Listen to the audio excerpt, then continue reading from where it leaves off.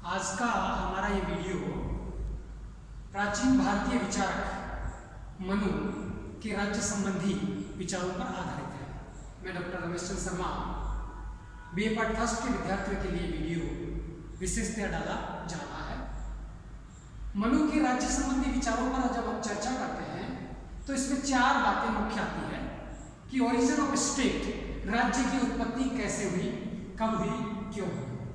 दूसरी बात, राज्य की प्रकृति क्या है, और तीसरी बात, संप्रभुता शक्ति किसमें निहित है, क्या संप्रभुता शक्ति राज्य के पास है या नहीं है, और चौथी, राज्य का कार्य क्षेत्र अर्थात राज्य क्या करता है। ये चार बातें राज्य के संबंधी विचारों में मुख्य रूप से प्रधानतः मानी जाती है। परंतु राज्य की उत्पत्ति की जब हम बात करें तो प्राचीन भारतीय चिंतन के विचारक मनु ये कहते हैं कि राज्य की उत्पत्ति के विचार मनुस्मृति में नहीं पाए जाते, राजा की उत्पत्ति के विचार मनुस्मृति में पाए जाते हैं, और राजा को ही राज्य शब्द के रूप में प्रतीकात्मक रूप से माना गया है, ऐसा हम मानते हैं। और जब मनुस्मृति के अध्याय 7 के तीसरे पैराग्राफ में अध्ययन करते हैं तो हम ये पाते हैं कि राज्य की अर्थात राजा की उत्पत्ति के किस प्रकार से हुई, क्यों हुई। तो पहले जब राजा की उत्पत्ति के बारे में चर्चा करेंगे तो प्रश्न आता है कि राजा की उत्पत्ति की कारण क्या रहे, क्यों हुई राजा की उत्पत्ति, क्या जरूरत पड़ी कि राजा की जन्म किया, राजा की उत्पत्ति की गई। तो यहाँ वर्णन आता है कि जिस समय पृथ्वी पर राज्य और समाज नामक संस्थाएं नहीं थी, केवल जन्म के पश्चात मनुष्य प्रकृति थी, मनुष्य लोग जीवन यापन करते थे, उन मनुष्यों के मध्य जैसे ही अराजकता की स्थिति उत्पन्न हुई, हिंसा की स्थिति उत्पन्न हुई, शोषण की स्थिति उत्पन्न हो गई, एक दूसरे के विरुद्ध कार्य करने लगा, तो जहां अराजकता व्याप्त हो, जहां हिंसा हो, जहां शोषण हो, वहां अव्यवस्था होगी। जब अव्यवस्था होगी तो अशांति होगी, जब अशांति और अव्यवस्था होगी तो व्यक्ति सुखी नहीं दुखी होगा, और जब व्यक्ति दुखी होगा तो दुख से मुक्ति की प्रार्थना करेगा, दुख से छुटकारा पाना चाहेगा, और दुख से छुटकारा पाने के लिए जनता के सामने कोई विकल्प दिखाई नहीं देता है। तो जिस प्रकार से हम हमारी डिमांड पूरी करने के लिए पिता के पास जाते हैं, संरक्षक के पास जाते हैं, वैसे ही सृष्टि के रचयिता अर्थात सृष्टि के रचनाकार जो है ब्रह्मा है। तो कहते हैं जनता उस समय की जो अव्यवस्थित थी, दुखी थी, मत्स्य न्याय से परेशान थी, शोषित थी, वो ब्रह्मा के पास जाती है और प्रार्थना करती है, हे पितामह ब्रह्मा, इस पृथ्वी पर हम लोग दुखी हैं, परेशान हैं, अशांत हैं, अव्यवस्था है, शोषण है, हिंसा है, और बड़ी मछली छोटी मछली को खा जाती है, मत्स्य न्याय प्रस्तुत हो चुका है, इसलिए हमें इस समस्या का निजात दे, हमें इस समस्या से बाहर निकालने का कोई उपाय करें। तत्पश्चात पितामह ब्रह्मा ने राजा की उत्पत्ति की कि ये राजा आपकी अव्यवस्था का, आपकी समस्याओं का समाधान करे। यहाँ एक प्रश्न फिर उपस्थित होता है कि पितामह ब्रह्मा चाहता तो उन्हीं में से किसी एक व्यक्ति को राजा नियुक्त कर सकता था, जो उनमें शक्तिशाली होता, जो उनमें बुद्धिमान होता, जो उनमें योग्य होता। परंतु पितामह ब्रह्मा अगर उनमें से किसी एक व्यक्ति को राजा बना देते तो पितामह ब्रह्मा पर यह आरोप लग जाता कि ये इस व्यक्ति से प्रभावित हैं, या ये इस व्यक्ति के प्रति समर्पित हैं, या ये इस व्यक्ति से लगाव रखते हैं, इसलिए पिता ब्रह्मा ने इसे हमारा राजा बना दिया। जैसे ही दूसरा व्यक्ति श्रेष्ठ होता वो कहता मैं इससे अधिक श्रेष्ठ हूँ, चाहे हो या ना हो। तो एक प्रश्न चिन्ह लगता है, उस पर आरोप लगता है पक्षपात। इसलिए पक्षपात से मुक्ति के लिए पहला काम, पक्षपात का आरोप प्रजापति ब्रह्मा पर ना लगे, एक कारण तो ये था।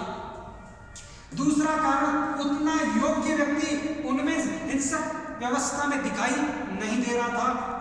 तीसरी स्थिति, पितामह ब्रह्मा के समक्ष ये उपस्थित थी कि व्यवस्था ऐसी करनी है जो संपूर्ण सृष्टि और मानवता का हित निर्मित कर सके, निर्माण कर सके, विकास कर सके। इसलिए प्रजापति ब्रह्मा ने अष्टदेवों के सारभूत अंश से राजा का निर्माण किया, अर्थात राजा को 8 देवों का प्रतिनिधि माना गया, और 8 देवों के जो गुण हैं, 8 देवों की जो योग्यता है, 8 देवों के जो दायित्व हैं, वे गुण, योग्यता और दायित्व का समावेश करते हुए मनु नामक राजा उत्पन्न उत्पन्न किया और मनु नामक राजा प्रजा को दिया गया। इसलिए अष्टदेवों का अंश उस मनु नामक राजा में पाया जाता है। वे अष्टदेव हुए और अष्टदेवों के अंश से बनने के कारण राज्य की उत्पत्ति का सिद्धांत देवी उत्पत्ति का सिद्धांत कहलाता है। क्योंकि देव से उत्पत्ति है, इसलिए देवी उत्पत्ति के सिद्धांत का प्रतिपादन मनु स्मृति में किया गया है। अब वो अष्टदेव कौन है जिनसे राजा या शासक का निर्माण होता है, उत्पत्ति होती है? पहले देव है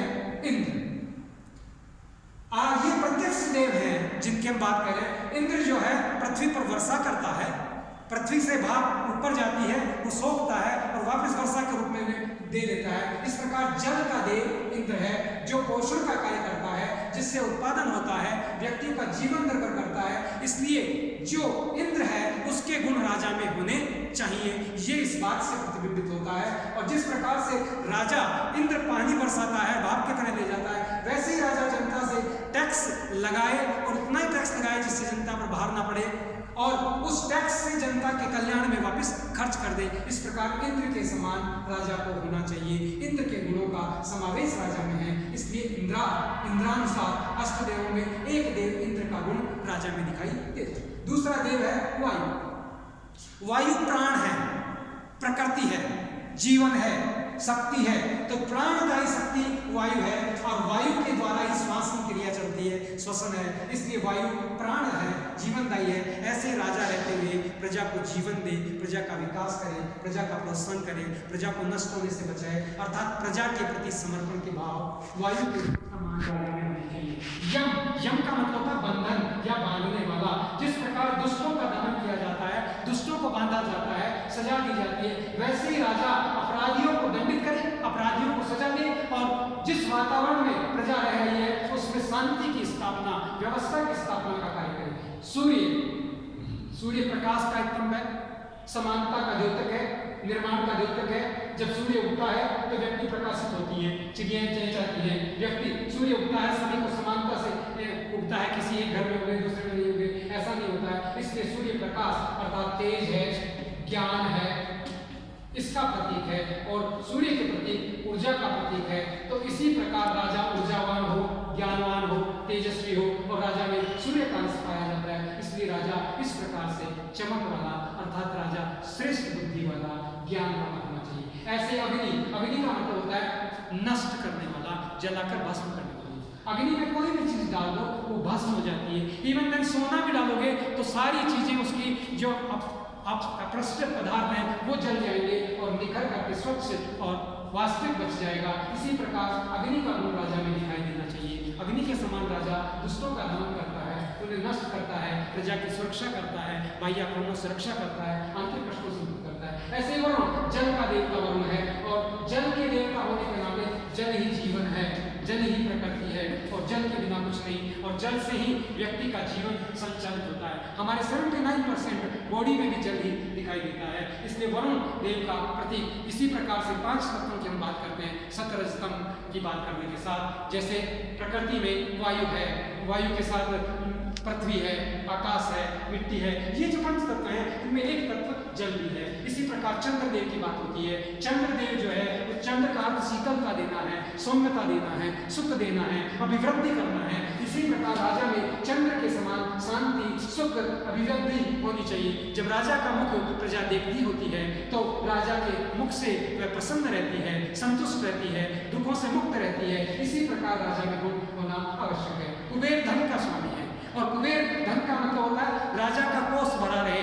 अगर खुद ही भरा हुआ नहीं रहेगा तो दूसरों को क्या देगा? इसलिए राजकोष हमेशा भरा रहे। वो जनता के टैक्स से भरेगा पर जनता के शोषण से नहीं। जिस प्रकार गाय का बछड़ा उसका दूध पी लेता है और दूध छोड़ भी देता है, नष्ट भी नहीं करता, उसी प्रकार राजा प्रजा से टैक्स वसूल करे और उस टैक्स को जनता पर खर्च करे और उस खर्च के माध्यम से जनता का हित करे। इस प्रकार राजा कुबेर के गुणों का स्वामी और प्रतीक दिखाई देता है। कुबेर के जो देव है उस कुबेर के गुण राजा में निहित है। इस प्रकार राजा की उत्पत्ति इन अष्ट देवों के सारभूत अंश से मनु नामक राजा की उत्पत्ति होती है। इसलिए भारतीय संस्कृति और भारतीय परिप्रेक्ष्य में राज्य की उत्पत्ति नहीं, राजा की उत्पत्ति का सिद्धांत प्रतिपादित हुआ है और राजा राज्य के रूप में प्रतीकात्मक रूप से अभिव्यक्ति देता हुआ दिखाई देता है। यह इस प्रकार से राज्य की उत्पत्ति होती है। ये बात अलग है कि भारतीय परिप्रेक्ष्य में देवी सिद्धांत और पश्चिमी परिप्रेक्ष्य में देवी सिद्धांत में अंतर है। राज्य की प्रकृति के बारे में अगर हम देखें